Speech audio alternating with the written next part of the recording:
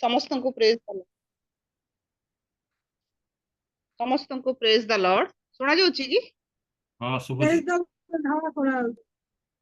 आसंतु प्रार्थना करिबा। Hallelujah hallelujah. प्रभु तुम्हें राजा मानकर राजा, प्रभु मानकर प्रभु, तुम्हें महान संभ्रम गौरव पाइबार परमेश्वर। प्रभु तुम्हें आमको तुमरी चरण तले ए जूम माध्यम रे एकत्र बसवाक सुजोग देछ, से तुमको धन्यवाद दौचु प्रभु।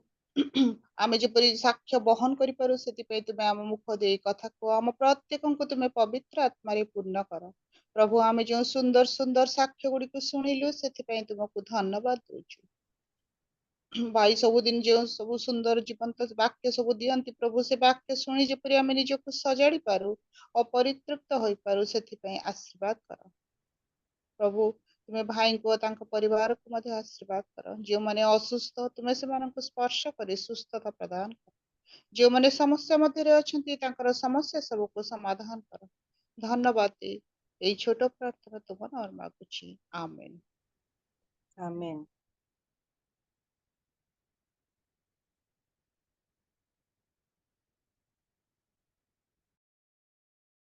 धन्यवाद भौणी को। एबे एत बड़े मु अनुरोध करुच्ची अभिराम भाई को, सी आमको वाक्य माध्यम रे आगे नेबे।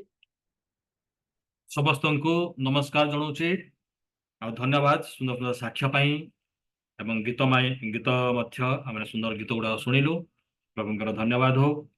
आज सकाळे आमनकर प्रेयर थिला जो मैंने बालेश्वर अच्छा जेहेतु पाखे अच्छा मैंने बसी पार्लु मैंने समस्त प्रार्थना करूँ। जो मैंने बालेश्वर अच्छा, जो मैंने बालेश्वर बाहर भुवनेश्वर अन्यत्र अच्छा, से समस्त ना नहीं कि मैंने प्रार्थना करूँ। आ विश्वास करूँ जे प्रभु आम प्रार्थना शुणी आपण मानकर जीवन रे परिवार रे निश्चित भाव में से कार्य करेंगे आशीर्वाद करेंगे। तेबे आमने ए दिन मानक आमने प्रकाशित वाक्यर अध्ययन आमने जारी रखीचु। आउ गत थर बोधे गुरुवार दिन आमने चिंता आमने करूथलु आमने जे से महिमारे आगमन करुछंती नहीं कि 7 पद आमने चिंता करूथलु जे देख से मेघमाला रे आगमन करुछंती, प्रत्येक चक्षु तांको दर्शन करिवो, जो माने तांको बिंधी थिले से माने मध्य दर्शन करिवे। आ पृथ्वीर समस्त गोष्ठी तांको आगमन सकाशे बेलाप करिवे। हाँ आमेन। तेबे आजी आमने आउ टिके तळकु आमने जिबा आमने 8 एवं 9 पद को आमने पढ़िबा। आमने जने के पढ़िबारे सहाय्य करिवे। 8 एवं 9 पद जे वर्तमान अतीत और भविष्यत जे सर्वशक्तिमान से ही प्रभु ईश्वर कहती, आंभे आरंभ और शेष। मु जोहन तुम्भ मानकर भाई और जीशुंक संबंधी क्लेश राज्य और धैर्यर सहभागी। मु ईश्वर वाक्य और जीशुंक साक्ष्य हेतु पात्म नामक द्वीपरे थिली। प्रभु ए पठित वाक्य और श्रवण रे समस्त को आशीर्वाद करंतु।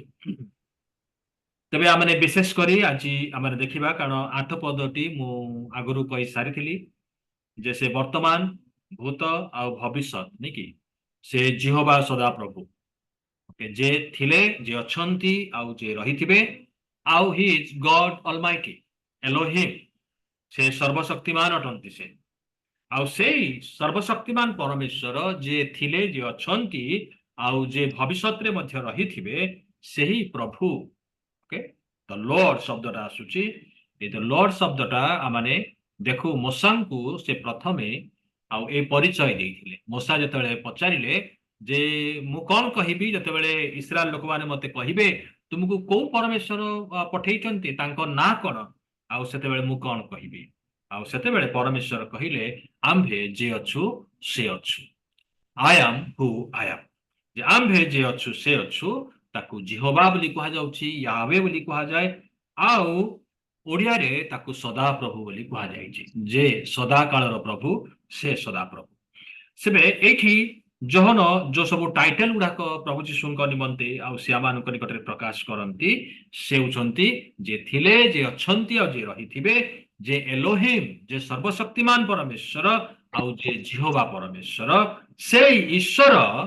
अगेन ये आसला जे से प्रभु ईश्वर कहती आंभे क मुख्य माने आंभे आरंभ और शेष आरंभ जदि अच्छी मु आरंभ करे मते केही आरंभ करि नाहंती मोर आरंभ नाही आई हैव नो बिगिनिंग और नो एंड मते केही आरंभ करि नाहंती कारण मु सृष्ट वस्तु नुहे मु सृष्टिकर्ता मु सब विषय को आरंभ करिछि आ मु सब विषय को समाप्त मध्य करिबि तेणु आरंभ आ समाप्त मो ठारे अछि मु सेही ओके तबे से परमेश्वर से कथा कहउछन्ते से कथा कहिबा परमेश्वर तबे 9 पद को जतबेले आसु आ जोहन से निज विषय रे वर्तमान कहउछन्ते से कि आ से निज विषय कहंती तुममानंक भ्राता ओ जीशु ख्रीष्टंक संबंधी क्लेश राज्य और धैर्यर सहभागी जे मु जोहन मो ईश्वरंक वाक्य और जीशुंक साक्ष्य हेतु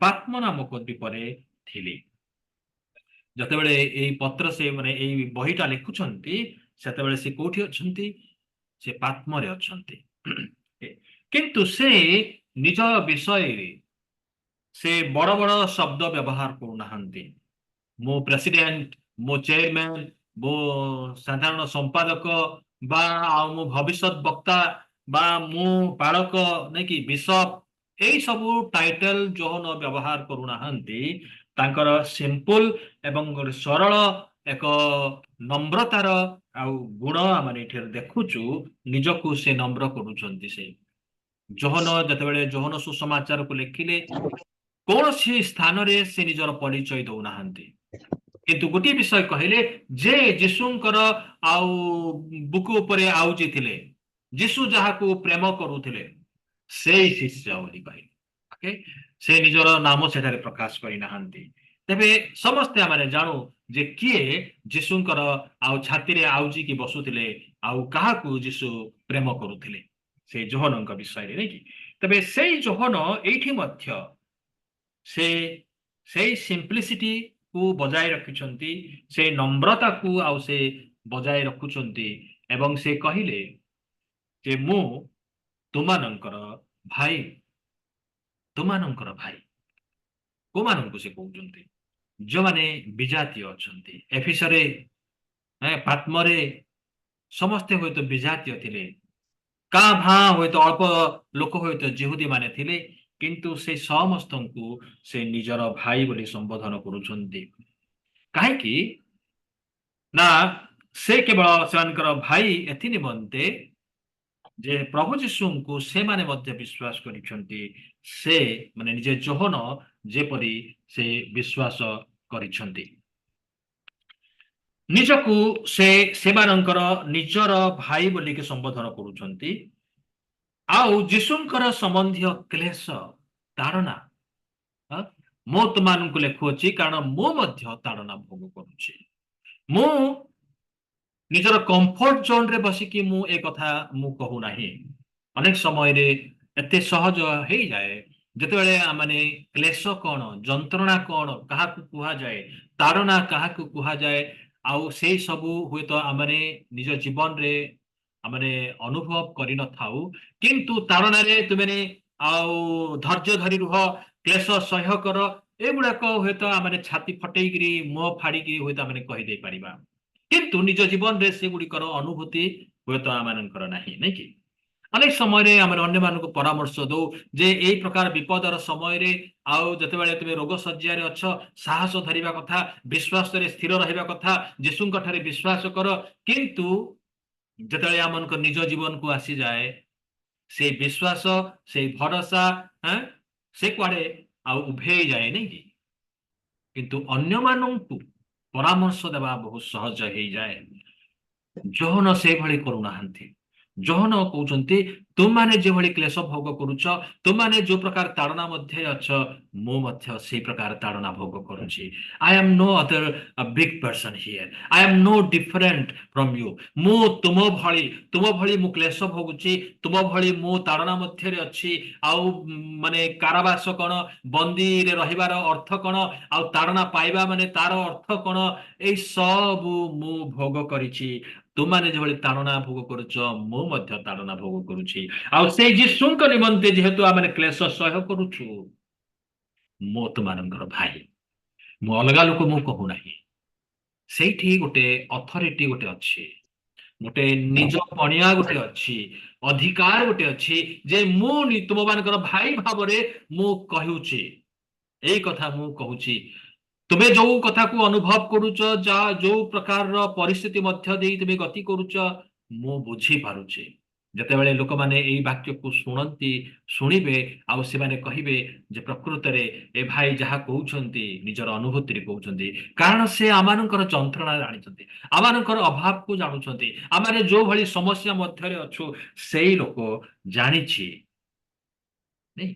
ଯୋହନ ସେ ଆଉ କୁହନ୍ତି ଯେ ମୁଁ ତୁମର ଭାଇ, ଆଉ ଯୀଶୁଖ୍ରୀଷ୍ଟଙ୍କ କ୍ଲେଶ, ସମ୍ବନ୍ଧୀୟ କ୍ଲେଶ, ରାଜ୍ୟ ଓ ଧୈର୍ଯ୍ୟ, ଏଇ ସମସ୍ତ ବିଷୟ ଆଉ ସେ ବର୍ତ୍ତମାନ ସେ କହିବାକୁ ଲାଗୁଛନ୍ତି।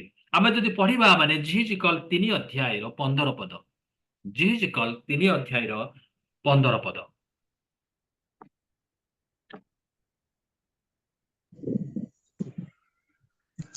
ବାହାର କଲେ କିଏ? ଆଜ୍ଞା। ତେବେ ମୁଁ ତେବେ ମୁଁ ତେଲ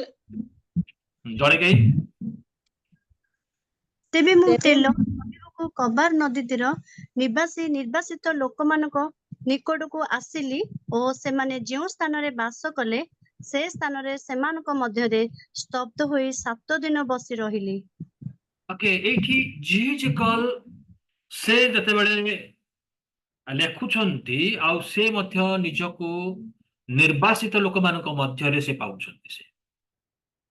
ସେ ତେଲ ଆଭିବରେ କବାର ନଦୀ ତୀର ନିର୍ବାସିତ ଲୋକମାନଙ୍କ ନିକଟକୁ ସେ ଆସିଲେ ଏବଂ ସେମାନେ ଯେଉଁ ସ୍ଥାନରେ ବାସ କଲେ ସେଇଠି ସେ ସ୍ଥାନରେ ସେମାନଙ୍କର ମଧ୍ୟରେ ସ୍ତବ୍ଧ ହୋଇକି 7 ଦିନ ସେ ବସି ରହିଲେ। ସେଠି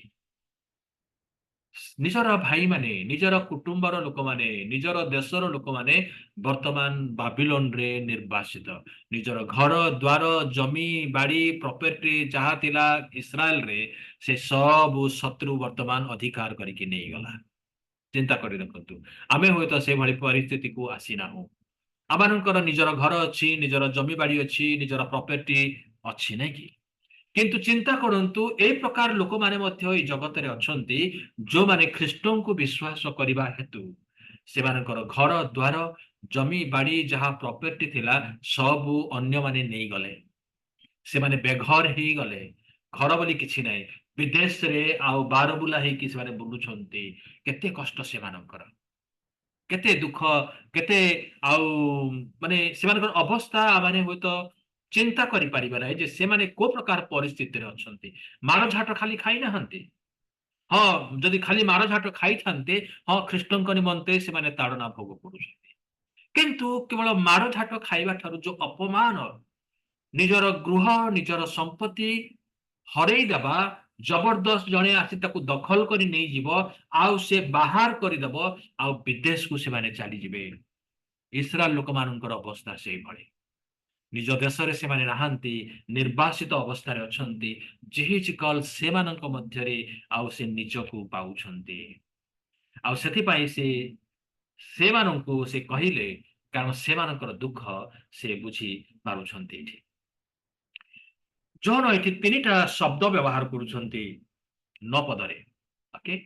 ପ୍ରଥମ ଶବ୍ଦ ହଉଛି କଣ? କ୍ଲେଶ, ରାଜ୍ୟ ଆଉ ଧୈର୍ଯ୍ୟ। ଏ 3ଟା ଶବ୍ଦ ଏଠି ବ୍ୟବହାର କରୁଛନ୍ତି ସେ, ଯେ ଯୀଶୁଖ୍ରୀଷ୍ଟଙ୍କ ସମ୍ବନ୍ଧୀୟ କ୍ଲେଶ,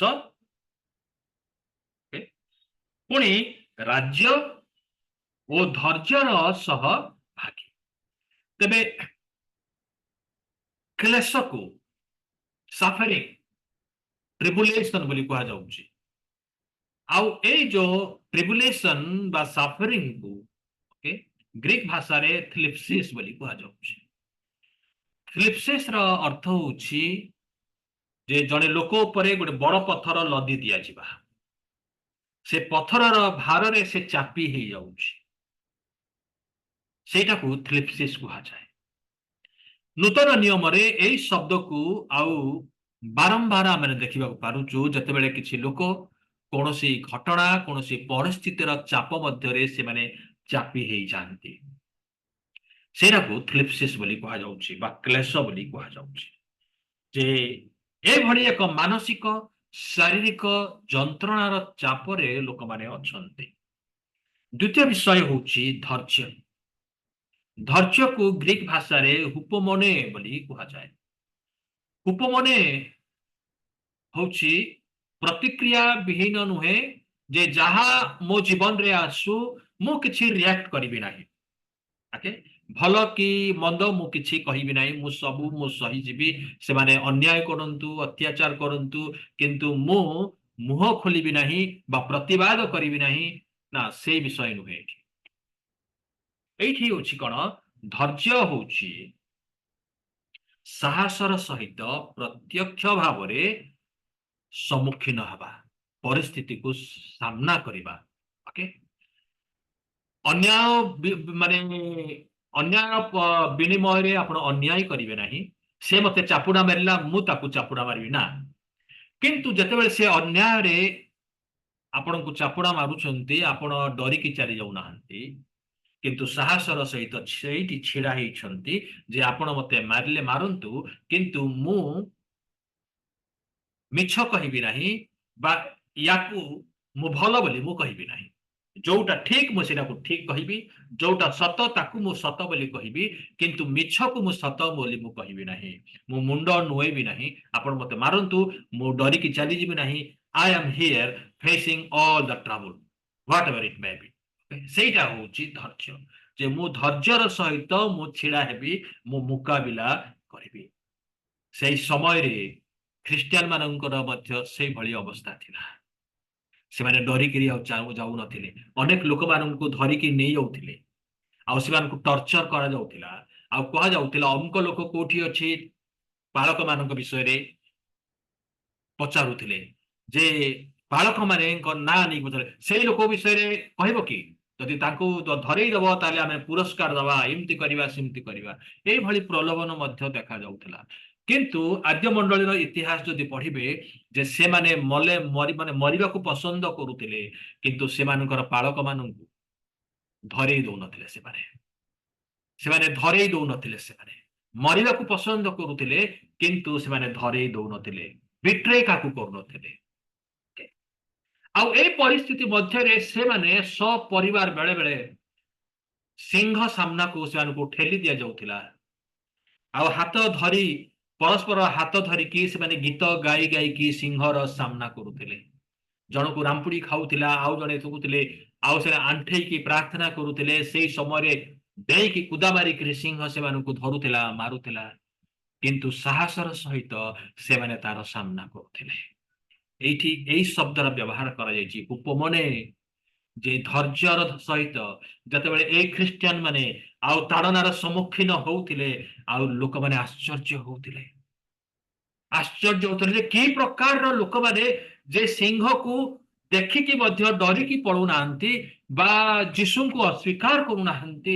କି ପ୍ରକାରର ଲୋକମାନେ ଯେଉଁମାନେ ଧୈର୍ଯ୍ୟର ସହିତ ଛିଡା ହେଇଛନ୍ତି, ମରିବାକୁ ପସନ୍ଦ କରୁଛି। ଆଉ ଏଇ କଥା ତାରଣାକାରୀ ମାନଙ୍କର ମନରେ ଗୋଟେ ପ୍ରଶ୍ନବାଚୀ ସୃଷ୍ଟି କରୁଥିଲା, ଆଉ ସେମାନେ ଜାଣିବା ପାଇଁ ଚାହୁଁଥିଲେ ଯେ ଯୀଶୁ ଖ୍ରୀଷ୍ଟ କିଏ, ଯେମାନେ ପାଗଳ ପରି ମରିବା ପାଇଁ ପଳେଇ ଆସୁଛନ୍ତି, ଯେ ସେ ଲୋକ କିଏ? କାହିଁକି ନା ସେଇ ସମୟରେ ଯୀଶୁଙ୍କ ବିଷୟରେ ଏଇଭଳି କୁହାଯାଉଥିଲା, ସେ ଜଣେ କଏଦୀ ଥିଲେ, ଡକାୟତ ମାନଙ୍କର ସହିତ ତାଙ୍କୁ ମଧ୍ୟ କ୍ରୁଶରେ ମାରି ଦିଆଗଲା। ଲୋକମାନେ ସାଧାରଣରେ ଚିନ୍ତା କରୁଥିଲେ, ଯଦି ଡକାୟତ ମାନଙ୍କ ସହିତ ତାଙ୍କୁ କ୍ରୁଶରେ ମରାଗଲା, ତା ମାନେ ସେ ମଧ୍ୟ ଜଣେ ଡକାୟତ, ସେ ମଧ୍ୟ ଜଣେ ଅପରାଧୀ ଥିଲେ ହୁଏତ। ତେଣୁ ତାଙ୍କୁ କ୍ରୁଶରେ ତାଙ୍କୁ ମାରି ଦିଆଗଲା। କାରଣ କ୍ରୁଶରେ ସାଧାରଣ ଚୋର ମାନଙ୍କୁ ମାରୁନଥିଲେ, ଯୋଉମାନେ ଦେଶଦ୍ରୋହ, ଯୋଉମାନେ ଆଉ ରାଜଦୋଷରେ ବା ଅନ୍ୟ ପ୍ରକାରର ଗମ୍ଭୀର ଅପରାଧରେ ଜଡିତ ଥିଲେ, ସେମାନଙ୍କୁ କ୍ରୁଶରେ ହତ କରାଯାଉଥିଲା। ଆଉ ସେଇ ସମୟରେ ପ୍ରଥମ ଶତାବ୍ଦୀରେ ଅନେକ ବର୍ଷ ବିତି ଯାଇଛି। ଆଉ ଯେତେବେଳେ ଲୋକମାନେ ଦେଖୁଥିଲେ, ଯୀଶୁଙ୍କୁ ବିଷୟରେ ପଚାରୁଥିଲେ, ଯୀଶୁ କିଏ, ଯେ ଏଇ ଲୋକମାନେ ପାଗଳ ପରି ଆଉ ତାଙ୍କ ପଛରେ ଯାଉଛନ୍ତି, ଆଉ ତାଙ୍କ ନାମ ସକାଶୁ ମରିବା ପାଇଁ ପ୍ରସ୍ତୁତ ହଉଛନ୍ତି। ଅନେକ ଯେତେବେଳେ ଜାଣିଲେ ଯେ ସେଇ ଯୀଶୁ ଈଶ୍ୱରଙ୍କର ପୁତ୍ର, ସେଇ ଯୀଶୁ ପରିତ୍ରାଣ କର୍ତ୍ତା, ସେଇ ଯୀଶୁ ଆମମାନଙ୍କର ପାପ ନିମନ୍ତେ କ୍ରୁଶରେ ମଲେ, ଆଉ ସେତେବେଳେ एई ख्रिस्टियन मानकर मृत्यु को देखी सेमानंकर साहस को देखी सेमानंकर धैर्य को देखी अनेक प्रभु यीशु को ग्रहण कले अनेक प्रभु यीशु को आउ ग्रहण करुछंती ख्रिस्टियन मानकर धैर्य एठी जोहन कहउछंती जे मु तुमानकर भाई आउ यीशुंकर संबंधी क्लेश रे मु मध्य सहभागी आउ ईश्वरंकर धैर्य रे मध्य अछि आपण जानते इतिहास दे पढिबे लेखा अछि जोहन को फुटंता तेल रे पकई दिया जाइतिला प्रभु आश्चर्य भाव रे ताकू रक्षा कले से जळी पोडी गले नाही जते बेले से पोडिले नाही आउ सेते बेले कहिले याकू होय तो मारी हबो नाही याकू निर्वासन करि दियो याकू देशरु बाहर करि दियो आउ ताकू देशरु बाहर करी गोटे छोट द्वीप रे एक पात्म द्वीप को ताकू नेकी पकई देले सेठी से मरि जाऊ आ सेठी पय ताकू नेकी सेठी पकई देले सेठी धैर्य से पर्यंत केते धैर्य जोहनंकर थिला मृत्यु सहित लड़िबा पई से मरिबे जाउछंती किंतु से अछंती साक्ष्य बहन करी अछंती धैर्यर सहित से अपेक्षा करूछंती भीषण चाप मध्यरे धैर्यर आवश्यक हुए हमरे छोटिया छोटिया चाप पड़ी गले अनेक लोक पागल हो जाते एते मानसिक चाप जे लोक माने ताकू बैलेंस करि पारंती नाही से पागल हो जाती कई घर छाड़ी पलांती कई आत्महत्या करंती चाप सही पारंती नाही मु सुनिछि अनेक लोकंकर जंत्रणा एते बेसी हुए जे से माने डाक्टर को कहंती डाक्टर बाबू मते गोटे एमती गोटे मेडिसिन दियो मु खाई कि जल्दी मरि जाए मु आ बंचिबी नाही मु ए कष्ट मु सह्य करि पारुनी मरि जिबा बरं भलो धैर्य से मानकर नाही प्रभुंकर धन्यवाद हो जे आमाने से आद्य मंडली रो विश्वासी मानक भली से प्रकार रो अवस्था को होता माने आसी ना हो से प्रकार समस्या से प्रकार परिस्थिति मध्यरे आमाने ना हो प्रभु आमान को केते भलो रे रखी छंती नाही अल्प अल्प कष्ट आसुची विपद सम्मुखीन होछु रोग जंत्रणा मध्य दे जाउछु जहा अन्य माने मध्य साधारण रे जानती आमाने मध्य जाउछु किंतु प्रभु आमान को कहंती जे आमानकर जो प्रकार सिचुएशन थाउ ना काहे जो प्रकार परिस्थिति मध्यरे आमाने रहुना काहे आमाने धैर्यर सहित आमाने छिड़ा हबो आमाने से धैर्यर आवश्यक आ रहिछि आ गोटे विषय एठी अछि राज्य विषय रे ग्रीक रे ताकू कुहा जाउछि बासिलिया बोली कुहा जाए तार अर्थ होछि जे क्लेश थारु राज्य पर्यंत ओके फ्रॉम बासिलिया from thlipsis to basilia from affliction to glory जे क्लेशरु आमाने राज्य मध्यरे आमाने प्रवेश करिबा जोहन तांकर पाठक माननकु एई कथा कहिले जे प्रथमे आमाने क्लेशरु आरंभ करिबा धैर्य जदि आमे धरिबा ताहेले आमानक निमंते ईश्वरंक राज्य अछि आमाने ईश्वरंक राज्य रे आमाने प्रवेश करिबा माथ्यू 24 तार 13 पद लेखा अछि कोन लेखा अछि मात्र जे शेष पर्यंत धैर्य धरि रहिबो से परित्राण पाइबो जे शेष पर्यंत धैर्य धरि रहिबो ए धैर्य आजि प्रत्येकंकर आवश्यक अछि अधैर्य हेई गले अस्थिर हेई गले विभिन्न प्रकार रो आउ मंदता विभिन्न प्रकार संदेह अविश्वास जात हबो मानकर जीवन रे बेसी केते मु धैर्य धरिबी केते मु सह्य करिबी केते मु अपेक्षा करिबी नहीं कि हमरे शॉर्टकट नबा पय हमरे चेष्टा करिबा जिमती सारा वर्ष वर्ष धरि अपेक्षा करिसंती प्रभु कहिसंती जे तुम कोल रे गोटे संतान हबो आ तार वंश आकाशर तारा परि हेबे समुद्रर बालुका परि हेबे वर्ष वर्ष चली जाउची संतान नाही आ तांकर शरीर क्षीण हेबारे लागिची आ से जानिले जे से आउ गर्भ धारण करि परिबे नाही से देखिले अब्राहम को से मध्य बुढाई गले तांको द्वारा मध्य किछि हेई परिबो नाही आ सेते बेले से देखिले जे प्रभु हे तो भूल कहिथिले प्रभु हे तो मो कोल रे आउ संतान टिए देबे नाही आ सेति पई से चिंता कले काहे कि ना मोर दासी हागार को जदि अब्राहम को दे देबा अब्राहम जदि विवाह करिवे ता द्वारा होय तो पुत्र संतान जात हबो अपेक्षा करि पारला नाही से धैर्य धरि रही पारला नाही आ से भूल करि बसिला जो भूल पाई आज पर्यंत इस्राएल ଏବଂ ଇସ୍ମାଏଲ ମଧ୍ୟରେ ଯୁଦ୍ଧ ଚାଲିଛି ଆଜି ପର୍ଯ୍ୟନ୍ତ। ସେ ଗୋଟିଏ ଭୁଲ ପାଇଁ କାହିଁକି ନା ସାରା ଧୈର୍ଯ୍ୟ ଧରି ପାରିଲା ନାହିଁ, ଅଧୈର୍ଯ୍ୟ ହେଇଗଲା। ଆଉ ସେଥି ନିମନ୍ତେ ଗୋଟେ ସର୍ଟକଟ ନେବାର ଗୋଟେ ପ୍ରଲୋଭନ ତା ଜୀବନରେ ଆସିଲା। ଆମମାନେ ଯଦି ଅଧୈର୍ଯ୍ୟ ହେଇଯିବା ସେଇଭଳି ପାପରେ ପଡ଼ିବା, ପ୍ରଲୋଭିତ ହେବା, ପରୀକ୍ଷାରେ ଆମମାନେ ମଧ୍ୟ ପଡ଼ିଯିବା। ପ୍ରେରିତ ପୁସ୍ତକ 14 ଅଧ୍ୟାୟର 22 ପଦ କେହି ପଢନ୍ତୁ। ପ୍ରେରିତ 14ର 22 ପଦ।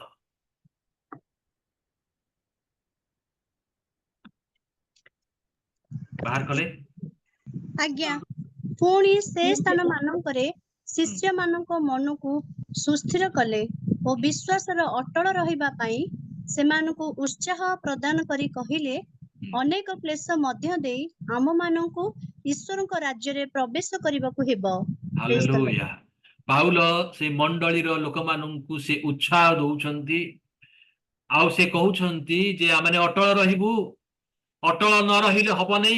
ଏ ପ୍ରକାର ସମୟରେ ଆମେ ସୁସ୍ଥିର ହେବା, ଆମେ କଣ କରିବା ନା ଅଟଳ ହେବା, କାରଣ କ୍ଲେଶ ମଧ୍ୟ ଦେଇ ଆମମାନଙ୍କୁ ଯିବାକୁ ହବ। ଯଦି ଈଶ୍ୱରଙ୍କ ରାଜ୍ୟରେ ପ୍ରବେଶ କରିବାର ଅଛି ତାହେଲେ ଏଇଟା ହଉଛି ରାସ୍ତା, ଆଉ କୌଣସି ସର୍ଟକଟ ଆଉ ନାହିଁ। ତାଡ଼ନା ଭୋଗ ନ କରି, କ୍ଲେଶ ସହ୍ୟ ନ କରି ଆମେ ଈଶ୍ୱରଙ୍କ ରାଜ୍ୟରେ ଆମେ ପ୍ରବେଶ କରିପାରିବା ନାହିଁ। ଦ୍ୱିତୀୟ ତିମୋଥୀ 2:12 କେହି ଖୋଲିବେ? ଦ୍ୱିତୀୟ ତିମୋଥୀ 2:12 ପଦ।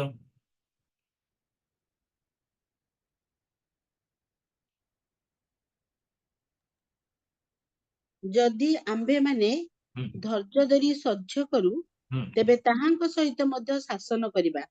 ହଁ, ଯଦି ଆମେ ଆମ୍ଭେମାନେ କଣ କରିବା? ଧୈର୍ଯ୍ୟ ଧରିବା। ମାନେ କୋଉଥିରେ ଧୈର୍ଯ୍ୟ ଧରିବା? ସହ୍ୟ କରିବାରେ। ସହ୍ୟ କରୁ। କେତେବେଳେ ଏଇଟା ଆସିବ? ଯେତେବେଳେ ଆପଣଙ୍କର ଜୀବନରେ କ୍ଲେଶ ଅଛି, ସମସ୍ୟା ଅଛି, ସେତେବେଳେ ଧୈର୍ଯ୍ୟର ଆବଶ୍ୟକ। ନହେଲେ ଧୈର୍ଯ୍ୟର ଆବଶ୍ୟକ ନାହିଁ। ନାଇଁ, ସବୁ କିଛି ଠିକ ଠାକ ଚାଲିଛି, ଧୈର୍ଯ୍ୟ ଧରିବାର କଣ ଅଛି? ଯେତେବେଳେ କ୍ଲେଶ ଅଛି, ଅଭାବ ଅଛି, ଅନାଟନ ଅଛି, ରୋଗ ଅଛି, ସେତେବେଳେ କୁହାଯାଉଛି ଧୈର୍ଯ୍ୟ ଧର ଭଉଣୀ, ସବୁ କିଛି ଠିକ ହେଇଯିବ। ଧୈର୍ଯ୍ୟ ଧର, ତାର ମାନେ ଅପେକ୍ଷା କର। ସମୟ ସମ୍ପୂର୍ଣ୍ଣ ହେଇନାହିଁ, ଆହୁରି ସମୟ ବାକି ଅଛି। ସେ ସମୟ ପର୍ଯ୍ୟନ୍ତ ତୁମକୁ ଧୈର୍ଯ୍ୟ ଧରିବାର ଆବଶ୍ୟକ ରହିଛି। କ୍ଷତ ଧାରଣ କରିଛୁ, ସମସ୍ୟାରେ ଅଛୁ, ଅଭାବ ଅଛି, ଆର୍ଥିକ ସଙ୍କଟ ରହିଛି, ଏତିକି ଟଙ୍କା ନହେଲେ ଆଉ ଏଇଟା ହବ ନାହିଁ, ଆଉ ଏତିକି ଟଙ୍କା ତ ହେଇଯାଇଛି, ବାକି ତକ ଟଙ୍କା କୋଉଠୁ ଆସିବ, କିଏ ଆମକୁ ଦବ? ନାଇକି ଆମେ ଲୋନ ପାଇଁ ଆପ୍ଲାଏ କରିଛୁ, ଲୋନ ଏପର୍ଯ୍ୟନ୍ତ ହାତକୁ ଆସିନାହିଁ, ତାହେଲେ କଣ ହବ?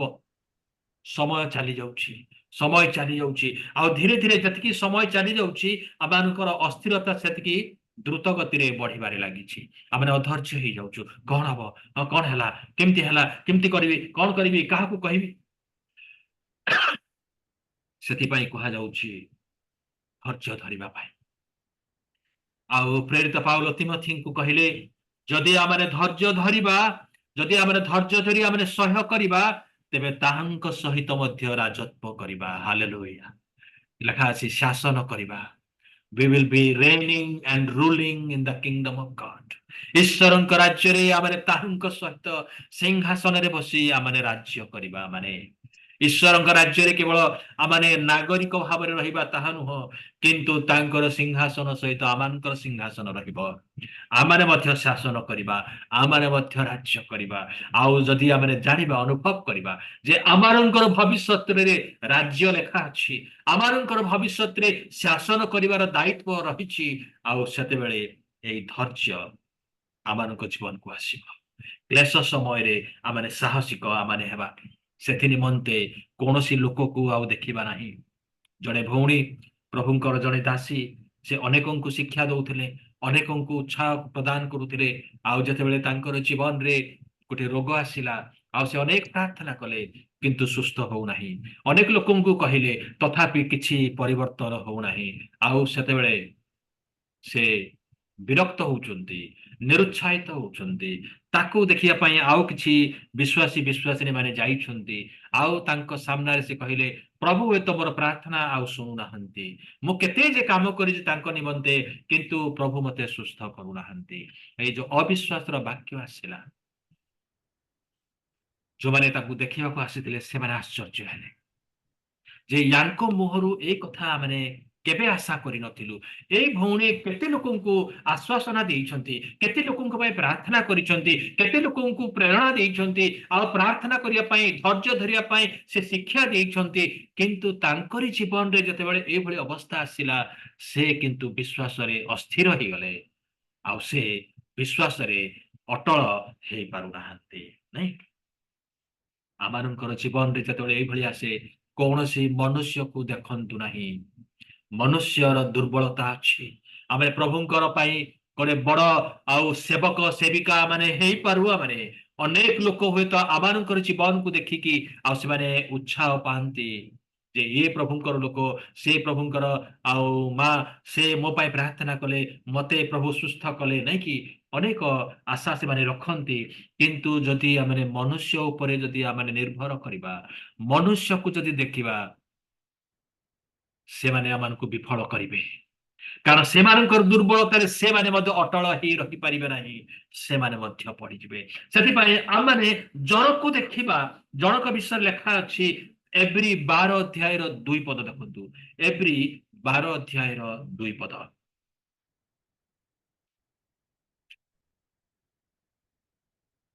ପାଇଲେ?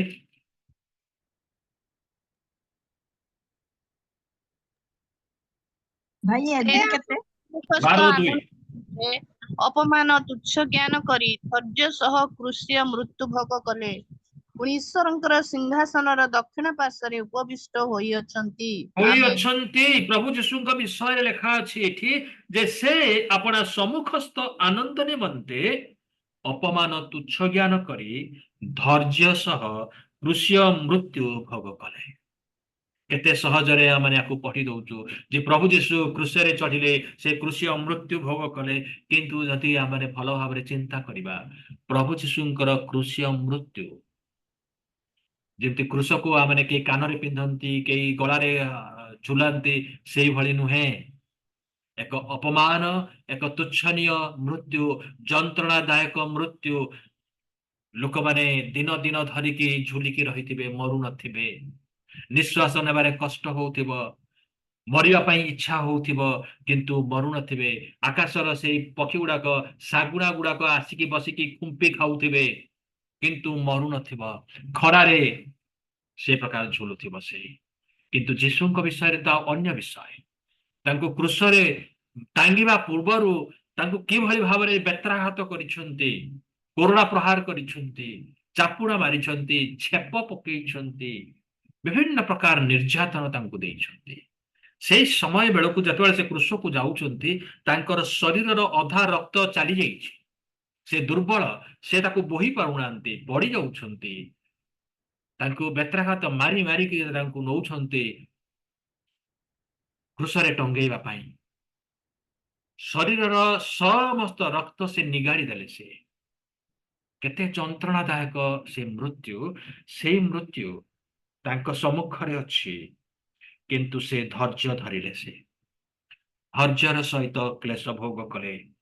ଆଉ ଯେହେତୁ ସେ ସମ୍ମୁଖରେ ଯୋଉ ଆନନ୍ଦ, ସେ ଆନନ୍ଦ ହଉଛି ଈଶ୍ୱରଙ୍କର ରାଜ୍ୟ। ସମ୍ମୁଖରେ ଯୋଉ ଆନନ୍ଦ ଥିଲା, ସେଥି ନିମନ୍ତେ ସେ ଅପମାନ ତୁଚ୍ଛ ଜ୍ଞାନ କଲେ ଏବଂ ଧୈର୍ଯ୍ୟ ସହ କୃଷି ମୃତ୍ୟୁ ଭୋଗ କଲେ। ପୁଣି ବର୍ତ୍ତମାନ age A result of that, ତାର ପରିଣାମ ସ୍ୱରୂପ ସେ ଈଶ୍ୱରଙ୍କର ସିଂହାସନର ଦକ୍ଷିଣ ପାର୍ଶ୍ୱରେ ଉପବିଷ୍ଟ ହୋଇଅଛନ୍ତି। ଜହନ ତ ଆମମାନଙ୍କୁ ଆଜି ସେଇ କଥା କହୁଛନ୍ତି। କଣ କହୁଛନ୍ତି? ଯେ ଆମମାନେ କ୍ଲେଶ, ତୁମାନେ ଯୋଉ ଯନ୍ତ୍ରଣା, ଯୋଉ କ୍ଲେଶ ମଧ୍ୟରେ ଅଛ, ଯୋଉ ତାଡ଼ନା ମଧ୍ୟରେ ଅଛ, ମୁଁ ମଧ୍ୟ ସେଇ ତାଡ଼ନା ମଧ୍ୟରେ ଅଛି। ତୁମାନେ ଯେଭଳି ଧୈର୍ଯ୍ୟର ସହଭାଗୀ, ମୁଁ ମଧ୍ୟ ଧୈର୍ଯ୍ୟର ସହଭାଗୀ ଅଟେ। କାହିଁକି ନା ଆମମାନଙ୍କ ନିମନ୍ତେ ରାଜ୍ୟ ଅଛି, ଏକ ବିଶେଷ ରାଜ୍ୟ ଅଛି। ହେ ସାନ ପଲ, ନାଇଁ କି, ହେ କ୍ଷୁଦ୍ର ପଲ, ଭୟ କର ନାହିଁ, ଯେ ପିତା ତୁମାନଙ୍କୁ ଆପଣ ରାଜ୍ୟ ଦେବା ନିମନ୍ତେ ସେ କଣ କରିଛନ୍ତି? ସନ୍ତୁଷ୍ଟ ଅଟନ୍ତି। ଯେ ସେ ତାଙ୍କର ରାଜ୍ୟ ଆମମାନଙ୍କୁ ଦେବା ନିମନ୍ତେ ସେ ସନ୍ତୁଷ୍ଟ। ସେଥିପାଇଁ ସେ କହିଲେ, ହେ କ୍ଷୁଦ୍ର ପଲ, ଭୟ କର ନାହିଁ, ଭୟ କର ନାହିଁ। ପ୍ରିୟ ଭାଇ ଭଉଣୀ ମାନେ, ପ୍ରକାଶିତ ବାକ୍ୟରେ ଯାହା ଆମେ ଆଗକୁ ପୁଣି ଦେଖିବା ପ୍ରଭୁ ଯୀଶୁଙ୍କ ବିଷୟରେ, किंतु ता पूर्वर आमने निज विषय मध्य आमने चिंता करिबा।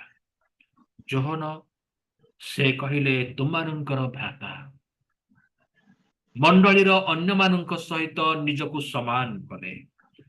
से निजर पद पदवी को नहीं गर्व कले नहीं, किंतु साधारण विश्वासी मानक सहित से निजकु समान कले। साधारण विश्वासी माने जो प्रकार अवस्था रे अछंती, जो परिस्थिति रे अछंती, से निजकु सही परिस्थिति मध्य देखिले। आउ समस्तଙ୍କ निमंते जो भरोसा अच्छी से भरोसार सहभागी मध्य से निजकु देखिले जे मु मध्य राज्य और धैर्यर सहभागी अटे।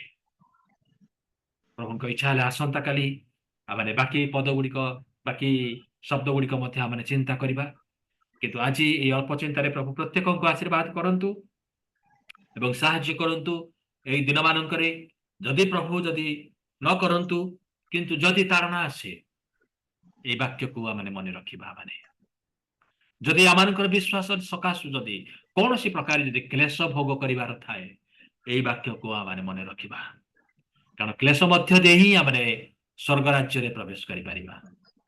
आउ कौन सी दूसरा रास्ता आउ नाही, अन्य शॉर्टकट आउ नाही। आमने सेई संकीर्ण पथर यात्री, संकीर्ण पथरे दुर्गम पथरे आमने यात्रा करिबा।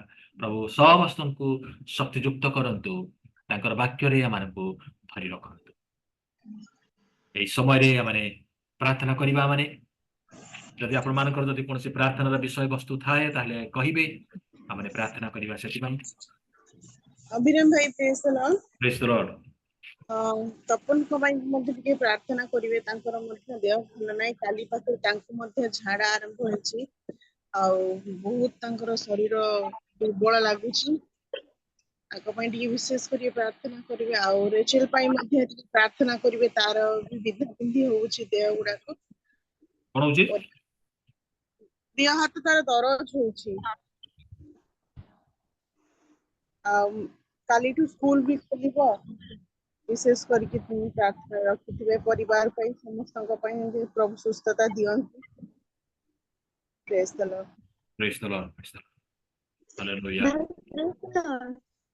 हां शुभ भाई पुपुनर ज्वर मुंड बिंधा होची, प्रार्थना करिवे। अच्छा केबेठो? आजी भाई ए संध्या बेलू।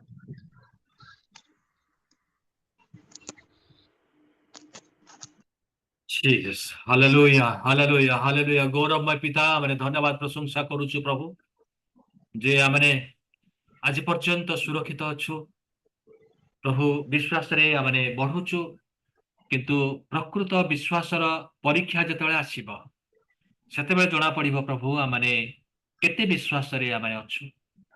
अस्थिरता व्यतिव्यस्तता होइतो आमानकर जीवन को आघात करिवो, सेतेबेले आमने केते धैर्य रे अच्छु ताहा जणा पड़िबो। किंतु प्रभु आमने धन्यवाद दउछु प्रभु, आज से समस्त परिस्थिति आसीबा पूर्वरु आमानकु वाक्य देई कथा कहिछ प्रभु। एई वाक्य प्रभु आमानक प्रत्येकଙ୍କ निमंते हो, जेबले आमने धैर्य सहित तुमर अपेक्षा करिबो एवं सेई राज्य रे प्रवेश करिया पारिबो। राज्यर विभिन्न स्थान मानकरे प्रभु आज ताड़ना बढ़िबारे लागिछि। जो माने तुमको विश्वास करन्ते तुम नाम सकाशु प्रभु विभिन्न महल रे प्रभु ताड़ना होउछि पिता, चक्रांत सब चलीछि। एई समय मध्यरे कृष्ण रे आश्रित विश्वासी विश्वासिनी मानक निमंते प्रार्थना करे। विभिन्न स्थान मानकरे प्रभु जो माने अछन्ति से माने निर्भय रे वास करिवे एवं तोर उपासना करिबा को पारिबे प्रभु। एई राज्य रे प्रभु सुसमाचार निमंते द्वार उन्मुक्त रख एवं प्रभु जो सरकार आसीछि से सरकार को मध्य प्रभु तुमर भय दियो, जेबले से माने न्याय विचार साधन करिवे, पक्षपातिता करिवे नाही, अन्याय करिवे नाही, अत्याचार करिवे नाही एवं तुमर लोक मानकर विरुद्ध रे छिड़ा हेबे नाही। कारण आज अनेक प्रभु आज मध्य सुसमाचार पाइबार अपेक्षा रे अछन्ति, सेमानक निकटरे सुसमाचार पहुंची नाही। आज मध्य अनेक मंडलीर विश्वासी विश्वासिनी माने प्रभु से माने सुप्त अवस्था रे अछन्ति प्रभु। सेमानकर जाकिबार समय आसीछि, से माने जानि नाहंती प्रभु। तुमे सुजोग देइछ, समय आमानकु देइछ, आउ तुमे कहिछ प्रभु जे आमाने अंतिम दिन मानकरे अछु। तुमे जे केते बेले प्रभु अकस्मात प्रभु आगमन करिवो, ଆଉ ସେଇ ସମୟ ମଧ୍ୟରେ ପ୍ରଭୁ ଯଦି ଆମେ ଅପ୍ରସ୍ତୁତ ରହିବା ଓ ପ୍ରଭୁ ଆମେ ସନ୍ତାପର ପାତ୍ର ହେବା। କିନ୍ତୁ ପ୍ରଭୁ ଆମେ ଧନ୍ୟବାଦ ଦଉଛୁ ଯେ ପ୍ରଭୁ ତୁମେ ଆମକୁ ପ୍ରସ୍ତୁତ କରିବା ପାଇଁ ପ୍ରତିଦିନ ବାକ୍ୟ ଦେଇ ପ୍ରଭୁ ଆମକୁ ସଜାଡ଼ି ଦଉଛ। ପ୍ରଭୁ ତୁମେ ସାହାଯ୍ୟ କର ଯେ ଆମମାନଙ୍କ ମଧ୍ୟରୁ କେହି ଯେଭଳି ପ୍ରଭୁ ଅପ୍ରସ୍ତୁତ ନ ରହିବ, କେହି ଯେଭଳି ପ୍ରଭୁ ଅସଜଳ ଭାବରେ ଧରା ନ ପଡ଼ିବ ତୁମେ ଦୟା କର ବୋଲି ପ୍ରାର୍ଥନା କରେ। ସମସ୍ତଙ୍କୁ ବାକ୍ୟରେ ପ୍ରଭୁ ତୁମେ ବଦ୍ଧମୂଳ କର। ନିଜ ନିଜର ଜୀବନକୁ ସଜାଡ଼ିବାରେ ପବିତ୍ର ଆତ୍ମା ତୁମେ କାର୍ଯ୍ୟଶୀଳ ହୁଅ ଏବଂ ତୁମେ କାର୍ଯ୍ୟ କର। ଆମମାନଙ୍କର ଜୀବନରେ ପବିତ୍ର ଆତ୍ମାଙ୍କର ଅଭିଷେକ ଦିଅ। ପବିତ୍ର ଆତ୍ମାଙ୍କର ଦାନ ଗୁଡ଼ିକରେ ପରିପୂର୍ଣ୍ଣ କର। ଆତ୍ମାଙ୍କର ପୂର୍ଣ୍ଣତା ଦେଇ ପ୍ରଭୁ ପ୍ରତ୍ୟେକଙ୍କୁ ପ୍ରଭୁ ତୁମେ ପ୍ରଭୁ ସୁରକ୍ଷିତ ରଖ ବୋଲି ପ୍ରାର୍ଥନା କରେ। ମଣ୍ଡଳୀରେ ପ୍ରଭୁ ପ୍ରଭୁ ଉଦ୍ଦୀପନା ଆସୁ ବୋଲି ଆମେ ପ୍ରାର୍ଥନା କରୁଛୁ ଏବଂ ଏଇ ଦିନ ମାନଙ୍କରେ ପ୍ରଭୁ ଅନ୍ୟମାନଙ୍କୁ ତୁମ ରାଜ୍ୟଭୁକ୍ତ କରିବା ପାଇଁ ପ୍ରଭୁ ତୁମେ ଆମମାନଙ୍କୁ ବ୍ୟବହାର କର ବୋଲି ପ୍ରାର୍ଥନା କରେ। ପ୍ରଭୁ ଧନ୍ୟବାଦ ଦଉଛୁ ମଧ୍ୟ ପ୍ରଭୁ ପ୍ରତ୍ୟେକ ଜଣଙ୍କ ପାଇଁ ଯେତେ ଜଣ ଆଜି ଉପସ୍ଥିତ ଅଛନ୍ତି ତୁମେ ବ୍ୟକ୍ତିଗତ ଭାବରେ ସେମାନଙ୍କର ସମସ୍ୟାକୁ ଜାଣ। ବ୍ୟକ୍ତିଗତ ଭାବରେ ସେମାନଙ୍କର ପରିବାରରେ ଯାହା ସବୁ ହଉଛି ପ୍ରଭୁ ତୁମେ ଜାଣିଛ ପିତା। ପ୍ରଭୁ ଆମମାନଙ୍କର ପ୍ରାର୍ଥନା ଯାହା ଆମେ କହିନାହୁଁ ତାହା ମଧ୍ୟ ତୁମେ ଜାଣିଛ। ସେଥିପାଇଁ ଆମେ ଧନ୍ୟବାଦ ଦଉଛୁ। ପ୍ରାର୍ଥନା କରେ ପ୍ରଭୁ ବିଶେଷ କରି ତପନ ନିମନ୍ତେ ଓ ପ୍ରଭୁ ତାର ମଧ୍ୟ ଯୋଉ ଗ୍ୟାସ ରହିଛି, ଝାଡ଼ା ହଉଛି ପ୍ରଭୁ ଏ ପ୍ରକାର ପରିସ୍ଥିତିରେ ତୁମେ ତାଙ୍କୁ ସ୍ପର୍ଶ କର। ତୁମେ ଯେ ଜିହୋବା ରାଫା ପରମେଶ୍ୱର ଓ ପ୍ରଭୁ ତୁମେ ସୁସ୍ଥ କରିଛ ରେଣୁକାକୁ ମଧ୍ୟ ସୁସ୍ଥ କରିଛ ଅନେକ ଭାଇ ଭଉଣୀ ମାନଙ୍କୁ। ଏହି ସମୟରେ ତୁମ ଦାସଙ୍କୁ ମଧ୍ୟ ତୁମେ ସ୍ପର୍ଶ କରି ସୁସ୍ଥତା ଦିଅ ବୋଲି ପ୍ରାର୍ଥନା କରୁଛି। ରେଚେଲକୁ ମଧ୍ୟ ପ୍ରଭୁ ତୁମେ ସ୍ପର୍ଶ କର। ତାର ସମସ୍ତ ପ୍ରଭୁ ପ୍ରଭୁ ଶରୀର ଯୋଉ ଯନ୍ତ୍ରଣା ହଉଛି ପ୍ରଭୁ ଯୋଉ ବ୍ୟଥା ହଉଛି ଯୀଶୁଙ୍କ ନାମରେ ଚାଲିଯାଉ ବୋଲି ଆମେ ପ୍ରାର୍ଥନା କରୁଛୁ। ପ୍ରାର୍ଥନା କରି ମଧ୍ୟ ପ୍ରଭୁ ପ୍ରଭୁ ପୁନ୍ ପାଇଁ ମଧ୍ୟ ତାର ମଧ୍ୟ ଆଜି ଜ୍ୱର ଥଣ୍ଡା ହେଇଛି।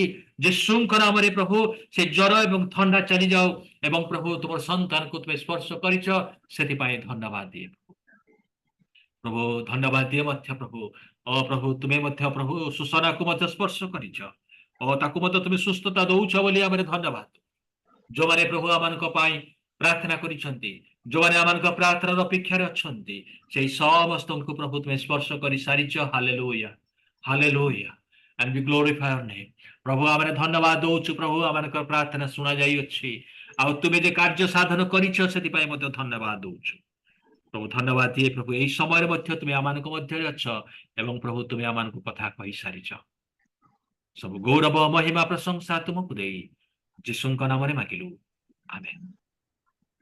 ଏତେବେଳେ ପିତା ଈଶ୍ୱରଙ୍କ ପ୍ରେମ, ପୁତ୍ର ଯୀଶୁଙ୍କର ଅନୁଗ୍ରହ ଏବଂ ଦୟା, ପବିତ୍ର ଆତ୍ମା ତୁମର ଶାନ୍ତି ଶକ୍ତି ଏବଂ ସୁମଧୁର ସହଭାଗିତା ଆଜିଠାରୁ ତୁମର ଆଗମନ ପର୍ଯ୍ୟନ୍ତ ପ୍ରତ୍ୟେକଙ୍କ ସଙ୍ଗେ ସଙ୍ଗେ ରହି ଉପକାର ଏବଂ କଲ୍ୟାଣ କରନ୍ତୁ, ଆମେନ୍, ଆମେନ୍। ସମସ୍ତଙ୍କୁ ପ୍ରେଜ୍ ଦ Lord. Amen. Praise the Lord. Praise the Lord, praise the Lord. Praise the Lord. Thank you, Praise thank the you, Lord. God bless you. Praise the Lord. ସୁସ୍ଥାନା ଭଲ ଅଛୁ? ହଁ ହଁ ମୁଁ ଭଲ ଅଛି। ଆଚ୍ଛା, ଥ୍ୟାଙ୍କ ୟୁ ସୋ ମଚ୍। ଆପଣମାନେ ସମସ୍ତେ ପ୍ରେୟାରରେ ରଖିଥିଲେ। ଏବେ ଧୀରେ ଧୀରେ ଅଙ୍କଲଙ୍କୁ ବି ଥ୍ୟାଙ୍କ ୟୁ ସୋ ମଚ୍। ଏବେ ଧୀରେ ଧୀରେ ମୁଁ ଟିକେ ଟିକେ ରିକଭରି କରୁଛି। ପେନ୍ ଟିକେ କମିଛି ଏବେ ମୋର। ସମ୍ପୂର୍ଣ୍ଣ ଭାବରେ ଭଲ ହେଇଯିବ, କିଛି ବ୍ୟସ୍ତ ହୁଅନି। ପ୍ରାର୍ଥନା କରୁଛୁ ପ୍ରଭୁ ସ୍ପର୍ଶ କରିଛନ୍ତି। ଠିକ ଅଛି ଅଙ୍କଲ, ଥ୍ୟାଙ୍କ ୟୁ। ଭାଇ Thank you, thank ନମସ୍କାର। you. ନମସ୍କାର, ଭାଇ ନମସ୍କାର, ନମସ୍କାର। ନମସ୍କାର, ନମସ୍କାର। ନମସ୍କାର।